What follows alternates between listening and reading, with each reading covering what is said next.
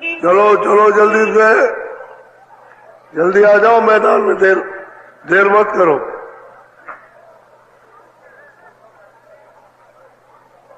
चलो चलो समय होने वाला।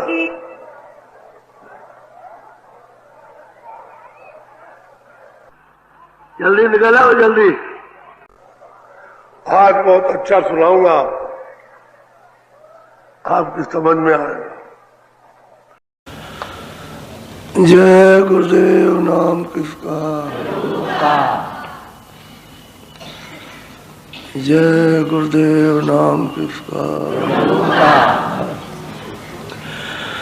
सत्य गुरु सत्य नाम तुम्हें कोला को परिणाम।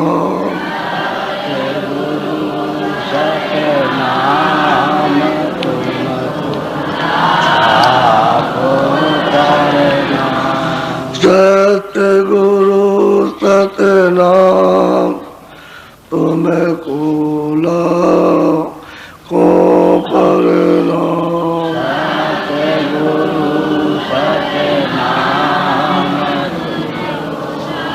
आपको परिणाम। कोटिन सूरज चांद सितारे,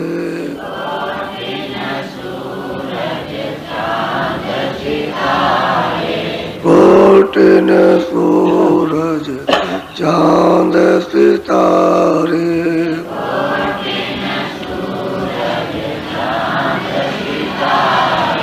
रोम रोम में करें उजारे,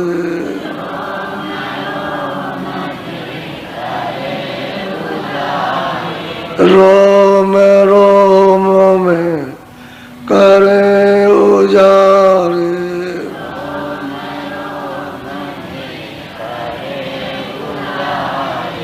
सत्य पुरुष करता तुम्हें कोला को परिणाम।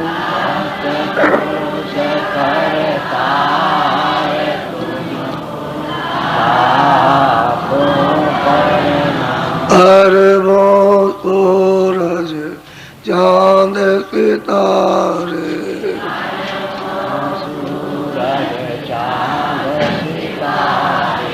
अरबों सूरज चांद सितारे,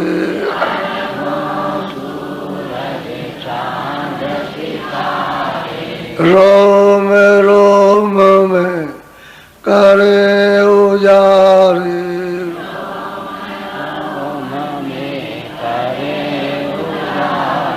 रोम रोम में करे उजारे।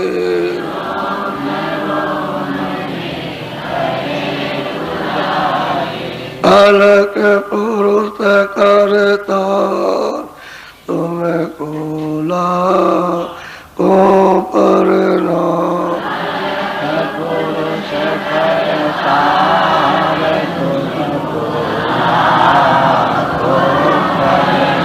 खरबों सूरज चांद सितारे,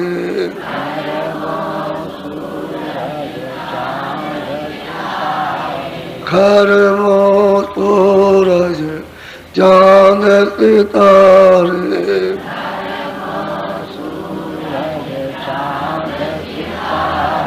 रोम रोम में करे उजारे,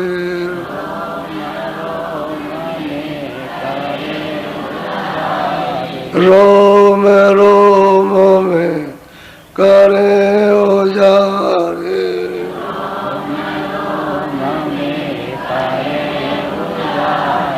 अगम पुरुष करता तुम्हें कोला को परिणाम।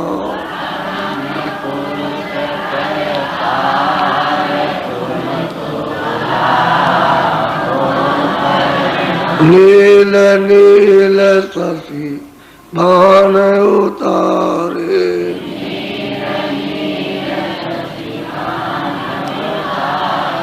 नील नील शशि बाण उतारे,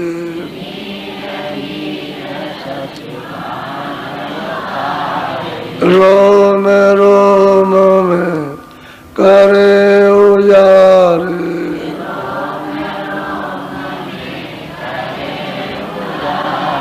रोम रोम में करे उजारे,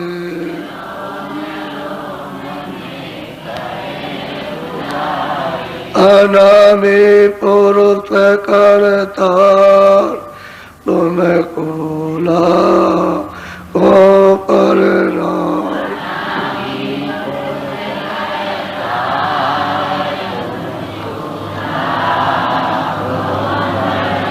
अनामी पुरुष करतार तुम्हें कोला को करना,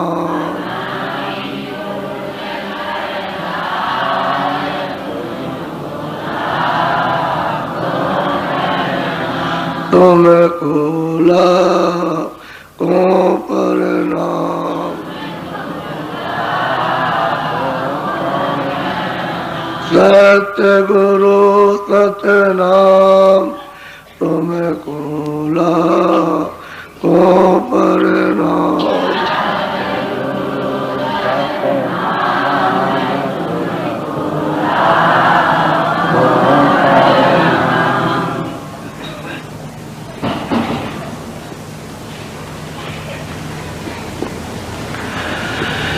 ये जहाँ से जीवात्माएं आई सबका वहां से उतार हुआ उस देश की, उस धाम की ये अकथ महिमा है। इसका कोई वर्णन नहीं कर पाता क्योंकि उस धाम का यहाँ कोई निशान नहीं मिलता है, इसलिए इशारों में संकेतों में उसकी महिमा की जाती है। जहाँ आप रहते हो वहां तो कुछ नहीं है, यह है परदेश। अब सत्पुरुष ने सतलोक से जो रचना का जो विस्तार किया है वो छोटा मोटा तो नहीं है, बहुत बड़ा विस्तार है कि उन्होंने वहां से महाकाल पुरुष को भेजा, फिर पार ब्रह्म को भेजा, फिर ब्रह्म को भेजा, फिर ईश्वर को भेजा। ये सब वहाँ से भेजे हुए और अपने अपने मंडलों में अपने अपने लोकों में ये स्थापित कर दिए गए। तो ऐसे थोड़ी कि चौड़े मैदान में ऐसे बैठा दिया, सब शब्द की धार से उतर के आए, दूसरा और कोई रास्ता नहीं है, सब उसी शब्द के ऊपर में बैठे हुए हैं, उसी धार पर बैठे, शब्द की धार पर, वही टिकने का उनका रास्ता स्थान है। और उधर से शब्द बंद कर ले सत्पुरुष तो वहाँ एक छड़का भी काम नहीं है, वहां से शब्द बंद कर ले तो कुछ नहीं रहेगा। जमीन आसमान आप ये वो जो देखते हो ये कुछ भी नहीं रह जाएगा। तो सारी रचना जो है उसमें शब्द की है और शब्द ही से उनको उतारा और अपने अपने मुकाम पर जहाँ बैठे हुए ईश्वर ने, ब्रह्म ने, पार ब्रह्म ने, सबने तपस्या की है, तब करते रहे। और इतने जो कल्पों तक तब किया कि आपके यहाँ इतनी स्याही कलम है ही नहीं, न इतना कागज है, इतने लिख दिया तब। तो सत्पुरुष इनसे तब कुछ हुए, कोई एक दिन 1000 बरस, मतलब ये कि 1 लाख बरस या संजू त्रेता द्वापर बीत जाए, इतने होता है कुछ नहीं। पहले तो ये कुछ नहीं था, तब खुश होकर के तब उन्होंने ये सब बख्शीश में सब दिया। तो सुरतों को अगर नहीं देंगे जीवात्माओं को तो रचना किसी मंडल पर नहीं होगी, तो अकेले के अकेले रह जाएंगे। अब तो सत्पुरुष की मर्जी थी, मौज थी कि जीवों का उनको एक छोटा सा भंडार तकसीम करना था, तो उन्होंने तकसीम कर दिया कि जाओ इनको ले जा करके लो, अब अपने अपने लोगों में मिलोनी करके और अपनी रचना कर लो। तो इन्होंने मसाला मिल गया और फिर ये चेतन जीवात्मा इनको मिल गई, फिर इन्होंने रचना की है। तो इन्होंने और क्या किया कि खोलों में बंद कर दिया, एक कारण खोल उसमें बंद किया, फिर नीचे उतारा तो सूक्ष्म में बंद किया, और नीचे उतार दिया तो लिंग में बंद कर दिया, फिर नीचे यहाँ ले आए तो ये स्थूल में बंद कर दिया, जो 5 तत्वों का खोल है खोली में बंद किया। अब इसी पर तो सब जगह कर खोलों में रोक रखा, और खोलों से जीवात्मा निकल जाए तो मतलब तब अपने देश में जा सकते हैं। और खोलों में उन्होंने कर्जा रखा कि हमारे मृतलोक का कर्जा ये और स्वर्गलोक का कर्जा ये, और फिर ईश्वर के लोक का ये और ब्रह्म के लोक का ये कर्जा, और हमारा कर्जा अपने अपने लोक में जो जमा किया हो दे दो, यहाँ का यहाँ दो, और फिर उसका जो कर्जा है स्वर्ग वैकुंठ में दे दो, और फिर सूक्ष्म लोक में दो, ईश्वर के लोक में, ऊपर में पार ब्रह्म है तो ब्रह्म में तो कर्जा दे दो। कर्जा सब चुकाना, लेकिन कर्जा यहीं से तैयार होगा, यही स्थूल शरीर से, यही कर्मों का, यही है असल में ऋणा। कर्म करोगे भाई इसी का कर्जा छटता जाएगा।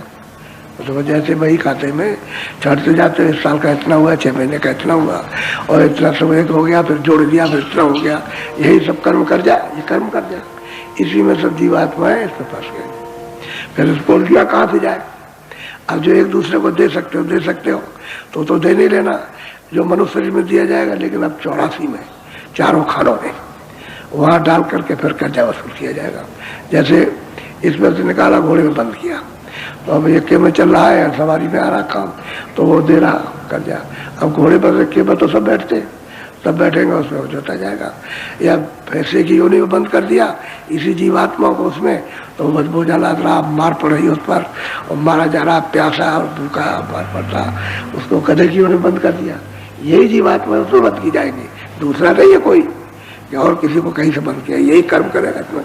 अब गधा लादी ला देगा, कुम्हार की मिट्टी डालेगा, और फिर उसको पैर बांध करके छोड़ देगा, चलेगा डाला दिन भर चले, अपना पेट भर ले, तो फैला दी। ऐसे ही 84 का 84 में, और जो ज्यादा कर्म खराब होते हैं उनको नरक में वहाँ लिया जाता है कि तुम याद है उसका ये कर्जा ऐसे दे दो। तो अब जीव तो इसी का हो गया बेचारा, इसको क्या पता कि मैं कहाँ से आया हूँ और कैसे आया हूँ और कैसे वापस जाऊँगा, यहाँ तो भूल गया करके। तो अब प्रेमियों की जब चढ़ाई करती हैं, जब ऊपर को चढ़ती हैं, और जब उनकी आँख और कान खुलते हैं, और जब उसको देखती हैं, उसको जैसे स्वर्ग वैकुंठ को ऊपर जब देखने लगती हैं, तो गुहार मारती हैं, चिल्लाती हैं, सबसे जोर से चिल्लाती हैं। भाई वो तो बात यह है कि वो है ही ऐसी चीज, तो तड़प होती है कि मालिक अब हम पर दया करो, कृपा करो।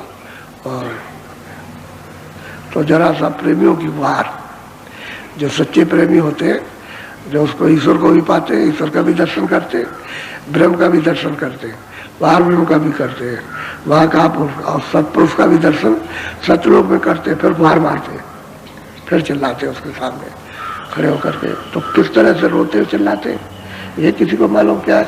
ये जितना भी महात्मा आए, महापुरुष आए, सब रोए, बहुत रोए, बेहद रोए, सबको रोना पड़ता, क्योंकि मालिक के दीदार के लिए, दर्शन के लिए तो आत्म तरफ, ये कोई संसारी तरफ तो है नहीं। तो जरा ध्यान से सुनिए, बोलो।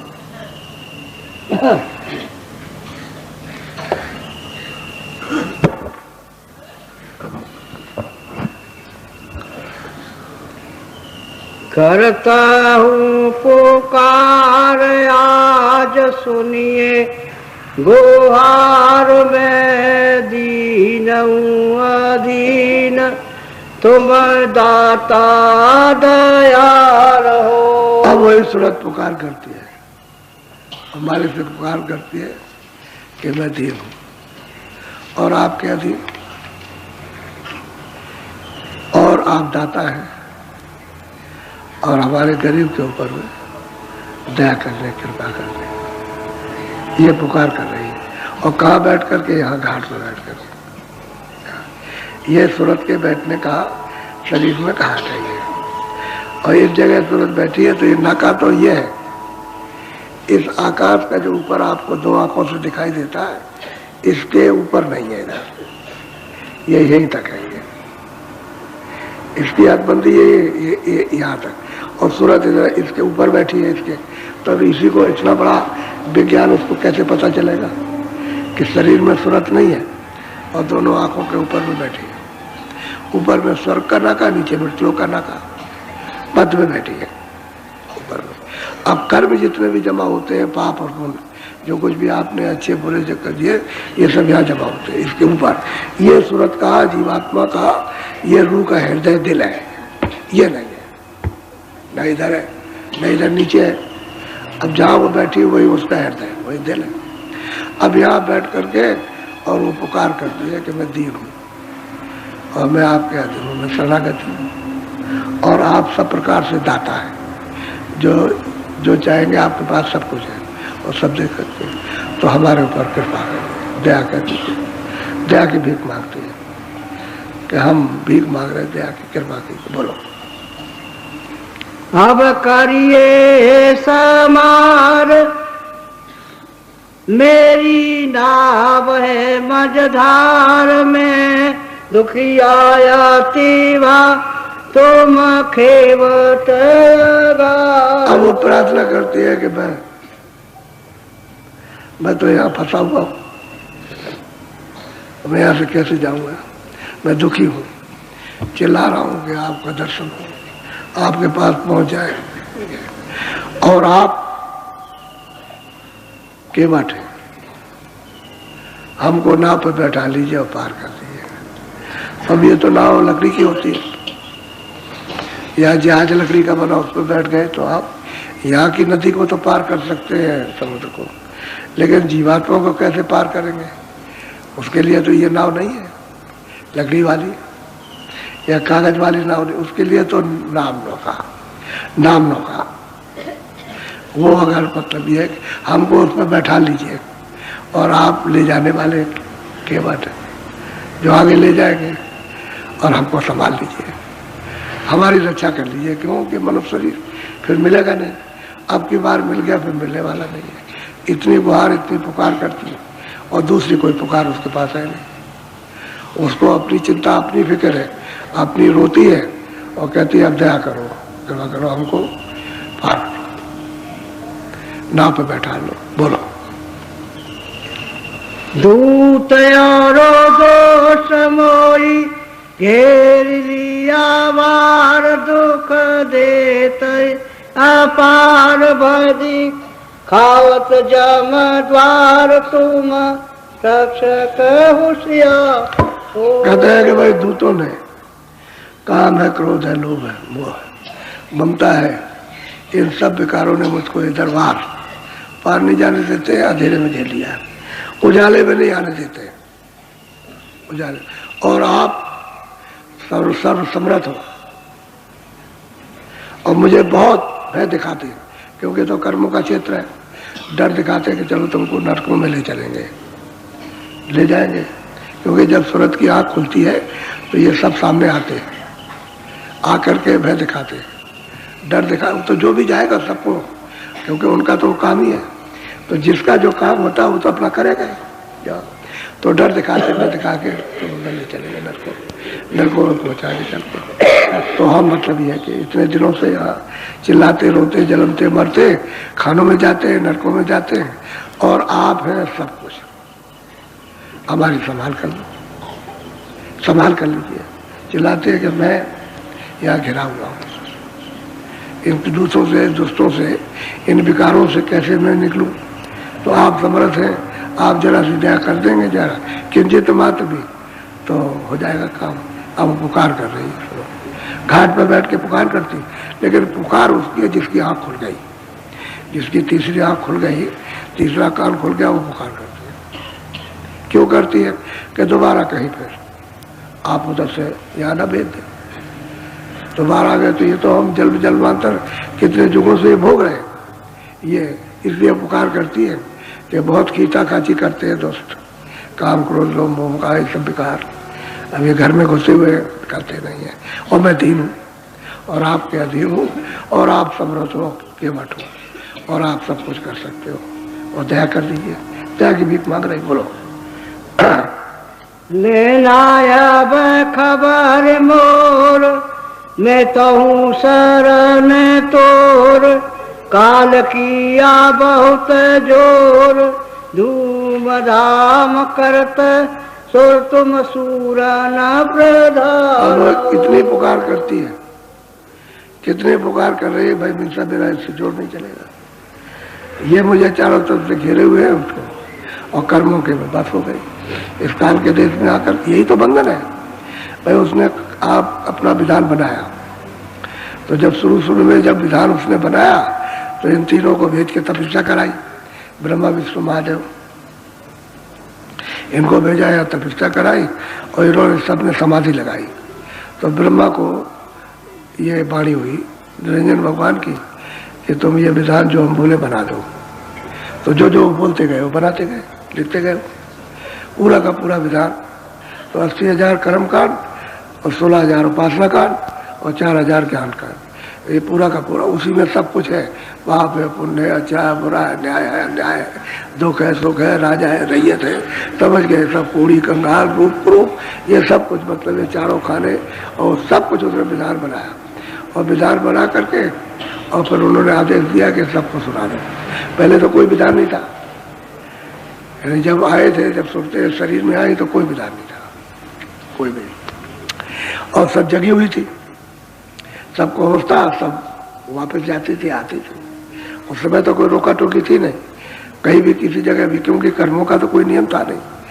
पीछे से जब सब लोग जाते आते रहे, रोज जाना, तो उस समय पर जब लाए थे जीवों को और ये शरीर दिया था, तो इसी शरीर की उम्र लाख बरस की थी। मुझे पूंजी सांसों की दे कि लाख बरस रहते थे आप। फिर जब युग का परिवर्तन हुआ तो फिर वो आपने जो कर्म किए उससे मतलब गंदगी जमा हुई, तो त्रेता में 10,000 वर्ष के हुए। फिर आप कर्म करते करते और मतलब ये मलिन हुए, चाहे पाप करो चाहे पुण्य करो, गंदगी तो लगेगी, तो और मलिन हुए तो द्वापर में 1,000 वर्ष के ऊपर। अब 1,000 वर्ष की श्वास रह गई, पहले 1,00,000 वर्ष की, फिर 10,000 की, अब रह गई एक। अब जब परिवर्तन हुआ युग का, तो ये कल युग आया तो 100 वर्ष की उम्र, बस जो श्वासों की पूंजी है वो 100 वर्ष। इतनी छिड़ता हो गई, कहाँ 1,00,000 वर्ष, कहाँ 10,000 वर्ष, और कहाँ 1,000 और 100 वर्ष। अब 100 वर्ष भी पूरे नहीं जाते, बीच में मतलब ये 60-70 में झूल के चले जाते, पूरा समय आप करें। तो श्वासों की पूंजी करना, आप कोई और इससे और मलिन युग आ जाए तो आपके मतलब 10-20 साल की उम्र रह जाएगी। जैसे पशु पंछियों की है कि भाई कोई 10 साल रहो कि 20 साल में चले जाओ, उसके बाद चलो बदल दिया जाए कि तो किराए का मकान तो किराए का, अपना मकान तो है नहीं, एक दूसरे का। उस समय पर ये सब जाती थी जीवात्मा, वहाँ पे तो सबकी आँख खुली थी। तब गोस्वामी महाराज ने रामायण में कहा, सतयुग जोगी सब ज्ञानी। सतयुग में जब सत्य का समय था, कर्मों का विधान नहीं बना था, तब सभी जीवात्माएं योग पथ को, परम पथ को प्राप्त किए हुए थे और सब कृतार्थ थे। न उस समय पर कोई 84 थी, न उस समय कोई नरक बनाए थे। अब जब विधान बन गया और आपको दे दिया आज का कि ये पाप ये पुण्य हम आपको देते, जो आपकी इच्छा हो, अच्छा करो बुरा करो, तुम झूठ बोलो धोखा दो, सबको ये करो, ये हमारा विधान है। इसका उल्लंघन करोगे तो हम 4 खानों में बंद करेंगे। पशु पंछी में अंडज पिंडज उपजस्तावर से बंद कर देंगे और वहां तुमसे कर्जा वसूल करेंगे। और ज्यादा अगर तुम कर्म करोगे तो मैं नरकों में ले जाऊंगा तुमको, जो खराब करोगे तो। बस उसने यहाँ घेर लिया। अब कहते हैं कि भाई आप तो हमको सबने घेर लिया और हमको वह दिखाते हैं, तो मैं तो आपके अधीन, मैं तो आप शरणागति में हूँ और आप दया और कृपा करो, मुझे बचा लो। इतनी बार इतनी पुकार लगा रही है। बोलो। मेरी बुद्धि है मालीन, मन सूरत है अलीन, बाल पौरख सब चीन, तुम सतगुरु प्रवीण। कहते मेरी बुद्धि तो मैली है। जब हमारी बुद्धि मैली हुए तो मन और सूरत ये भी मतलब मैले है। और मेरा जितना भी बल था वो तो सब आत्म बल छीड़ हो गया। अब कोई बल किसी तरह का नहीं गया। और तुम सूर हो, तुम प्रवीण हो, तुम प्रधान हो, तुम सब कुछ हो, कर सकते हो। आप ये पुकार करती है कि मैं तो, अब तो मैं इस मलिनता में फंस गया, मैं कर्मों के चक्कर में आ गया, अब इससे कैसे छूटूं। पुकार करती है, कैसी दया से कृपा करो कि ये सब साफ हो जाए, कर्मों को काट दो, बल दे दो, बुद्धि को मत, मन को स्थिर कर दो दूतों को जो काम क्रोध लोग हैं, जो भूत बनाए हुए हैं, उनको तो दमन कर दो, तो आप प्रवीण हो, सब कुछ कर सकते हो। आप कोई आपके पास ऐसी चीज नहीं जो नहीं है, और आप सदगुरु वहां आते हो जाते हो सत्य देश में, तो आप वहीं से आए, आप ही तो हो। अब गुरु से प्रार्थना कर रहे हैं, कहते आप दया कर दीजिए, कृपा कर दीजिए। क्यों? वो जो यहाँ आएगा उसी से प्रार्थना की जाएगी, उसको तो जानता नहीं, और जब जानेगा तो इससे उससे दोनों से प्रार्थना होगी। अब वो मालिक से भी प्रार्थना कर रहे हैं, गुरु से भी कर रहे हैं कि आप वहां से आए हो, यहाँ आए तो आपने यहाँ बताया, तो आप गुरु हो और मालिक है, तो आप यहाँ दया कर दो, उधर दया कर दो, यहाँ दया आप करो इस मनुष्य शरीर में, ताकि दुष्टों से, इनसे जो बुद्धि और मन मैला और इसके जाल में फंसी हुई कर्मों के साफ हो जाए, यहाँ से निकल जाए। तो इधर तो दया ये कीजिए, उधर कीजिए। नाम के साथ नौका पर बैठा, नाम नौका पर बैठा करके और प्रहार कर दिए कि आप सब तरह से समर्थ और सब कुछ आपके पास। ये प्रार्थना रो करके, विलाप करके कर रही है। अब ऐसे सबको रोना पड़ता है, सब लोग रोते हैं, चाहे वो कबीर दास हो, चाहे रैदास हो, चाहे वो हो, मीराबाई हो, और जितने भी बात सब रोए, रो करके सब ने मतलब है विलाप किया, और ऐसा विलाप किया कि संसार उसके सामने क्या चाहिए, कुछ नहीं। बोलो।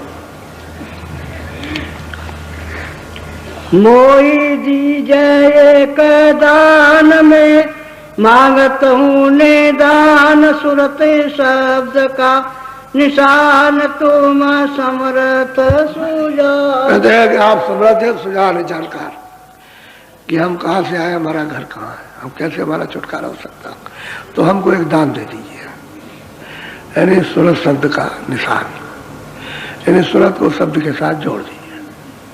शब्द कहते हैं नाम, नामी को शब्द कहते हैं और शब्द को ही नाम कहते हैं। कहते हैं उसका निशान दे दीजिए तो मैं उसको पकड़ लूँ, क्योंकि मैं शब्द ही से तो अलग हो गई, और अलग होकर के दोनों आंखों के पीछे बेसहारा हो गई, कि शब्द ही तो हमारा सहारा था, उसी को पकड़ के आई थी और वही हमसे छूट गया। तो उसी का निशान हो, तो समरा तो सब कुछ है,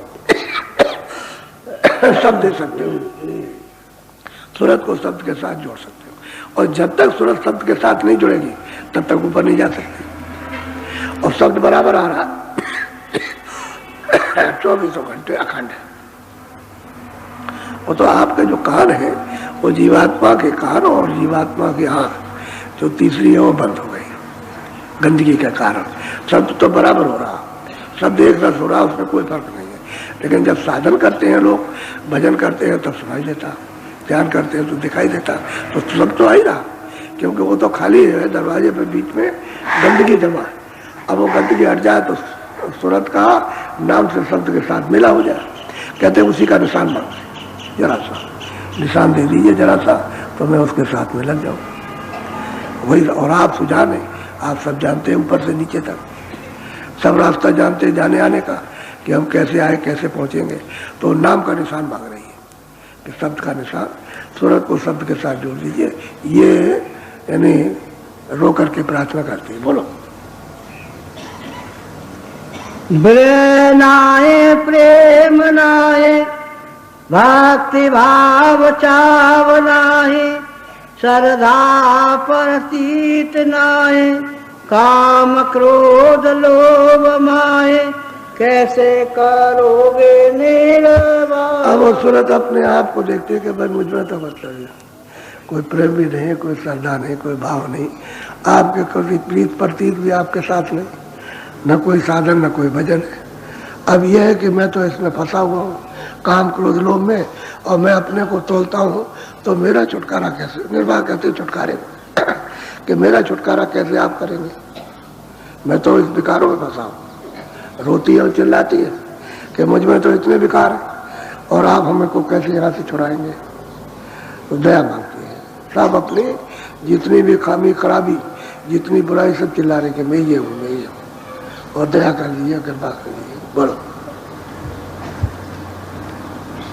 रोग सोग नित सताए, भजन सुमिरन बनत नाहे, भोग वास घटत नाहे, चिंता डर अधिक दाए, और कोई सुनत नाए तुम्हें मेरे वेद हो। कहते हैं कि भाई अब ये रोग दो तरह तरह के रोग हैं, दो हैं, तरह तरह की चिंता है, तरह तरह का मोह और ममता है, तरह तरह की आफत लगी हुई है अपने पास। और हम तो इसमें और ये जो अपना कोई काम है, कोई क्रोध है, कोई लोभ है, कोई मोह है, ये अपना अपना बेग उठाते हैं, अपने अपने धर पर रखते हैं, जब चाहते हैं तभी पटक देते हैं, कभी काम में, कभी क्रोध में, कभी लोभ में, कभी मोह में, कभी अहंकार में। और अब क्या करें, हम तो कुछ कर नहीं सकते, हमारे पास तो कोई यतन नहीं है।